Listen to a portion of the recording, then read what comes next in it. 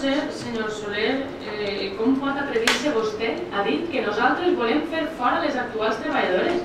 Però és que els que han fet fora les treballadores de les escoles han sigut vostès, sense cap tipus de justificació, sense cap tipus de raó, i vostè dirà el que dirà, però vostès van qüestionar públicament la professionalitat de les treballadores de les escoletes per a cobrir-se, i torno a repetir novament, les esquenes de la seva decisió de privatització i de mala acció en l'acomiadament il·legal, que no li ho diu este grup, que li ho va dir la justícia, de les treballadores anteriors de les escoletes municipals. No tinguen tan poca vergonya, no tinguen tanta cara dura, i vostès apetxuguen amb les seues decisions, però no intenten culpar els altres d'unes decisions que única i exclusivament han pres vostès com a govern del Partit Popular.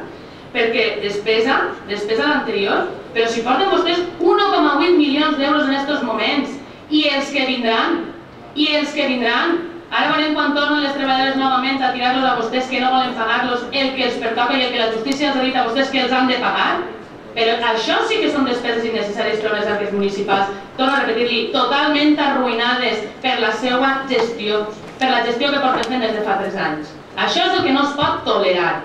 I per un altre costat, de veritat, no sé com poden vostès parlar de millores de l'actual servei de les escoletes, perquè ara, si millores són per a vostès uniformar els xiquets i les xiquetes i fer-los parlar anglès, doncs ixes seran les seues millores. Ara, si parlem que les millores són canviar els cuiners de les escoletes a furgonetes i bandejetes que els portem precuinats als xiquets de les escoletes, això per a nosaltres almenys no són millores en el servei de les escoletes. Ahir parlem un llenguatge prou diferent, vostès i nosaltres. Perquè el seu model jo no sé quin serà, però el nostre model el tenim claríssim. Compromís aposta per un model d'educació pública i de qualitat, amb uns professionals excel·lents que estaven fent un treball magnífic i que no se li podia tirar res en cara.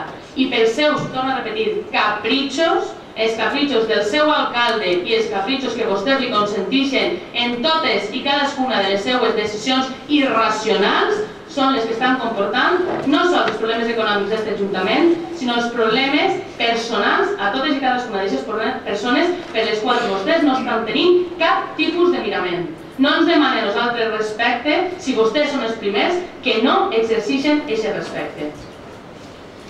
Bé, gràcies, senyora Milà.